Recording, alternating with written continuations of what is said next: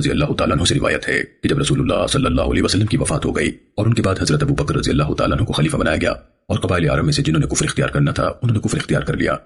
تو حضرت عمر بن الخطاب رضی اللہ تعالیٰ عنہ نے حضرت ابو بکر رضی اللہ تعالیٰ عنہ سے کہا آپ لوگوں سے کس بنا پر قتال یعنی جنگ کریں گے؟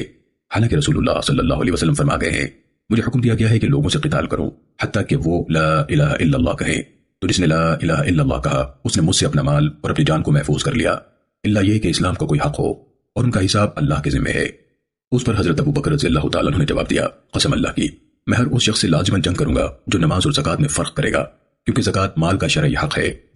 قسم اللہ کی اگر ان لوگوں نے مجھ سے وہ رسی بھی روک لی جو وہ رسول اللہ صلی اللہ علیہ وسلم کو ادا کیا کرتے تھے تو میں اس کے روک لینے پر بھی ان سے جنگ کروں گا۔ تو حضرت عمر بن الخطاب رضی اللہ تعالیٰ عنہ نے کہا قسم اللہ کی میں نے دیکھا کہ اللہ تعالیٰ نے اس جنگ کے لیے ابو بکر کا سینہ کھول دیا ہے، اور بالآخر میری سمجھ میں بھی یہ بات آ گئی کہ یہی بات حق ہے۔ امام ابو داؤد رحمہ اللہ کہتے ہیں کہ یہ حدیث رباح بن زید اور عبدالرزاق نے معمر سے، انہوں نے زہری سے اسی کی سند سے روایت کی ہے۔ بعض نے اقالن یعنی رسی کا لفظ بیان کیا ہے، جبکہ ابن وہب نے یونس سے عناقن یعنی بکری کا بچہ روایت کیا ہے۔ امام ابو داؤد رحمہ اللہ کہتے ہیں کہ شعیب بن ابی حمزہ، معمر اور زبیدی نے بھی زہری سے اس حدیث میں اسی طرح کہا ہے کہ ابو بکر رضی اللہ تعالیٰ عنہ نے کہا لو منعونی عناقا، اگر ان لوگوں نے مجھ سے بکری کا ایک بچہ بھی روک لیا تو۔